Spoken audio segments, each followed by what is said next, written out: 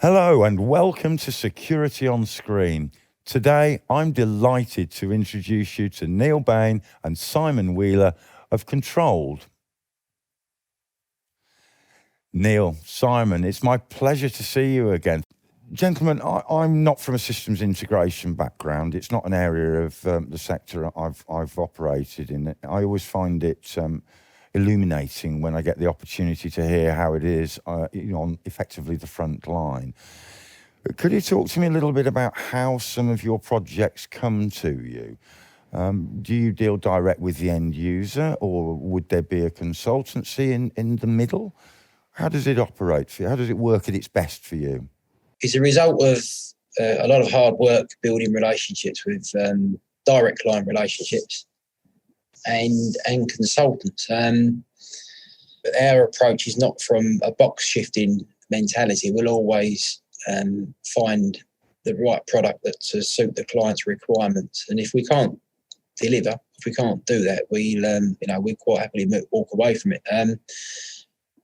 That said, we work with some good established consultants, security consultants out there, who have put together some good designs. They understand the market, they understand the product sets out there, and they do bring the right solutions forward to the clients.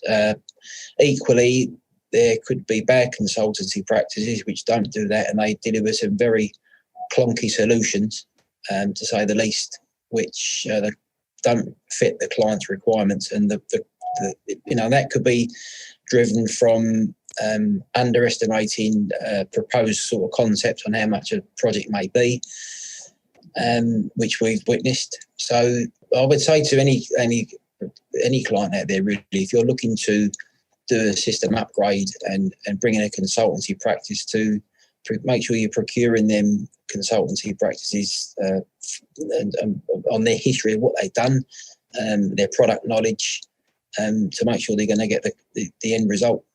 Thank you, Simon. And Neil, perhaps you could help me understand a little bit more about that. In practice, if you're faced with a specification that doesn't fit, that must cause you some real problems at the point of engagement with your customer, because I guess effectively you're using your knowledge to explain why something isn't quite working as well as it looks like it should on a piece of paper. Yeah, wherever possible, we like to understand what the client's exact requirements are, and that's obviously not always the case, particularly in tender exercises where we are quoting to a particular design specification, and it's always a bit tricky when you come up against some of the specifications, and we can see our engineering experience tells us that there are flaws in that design. So it's a bit of a tricky job to try and explain that without treading on too many toes or upsetting people, because someone somewhere has put that design together. But as Simon mentioned, we don't want just to sell a system. We want to provide solutions. That's what we're about. Thank you for sharing those valuable insights. Really appreciate you taking time to speak with us again, gentlemen. Thank you.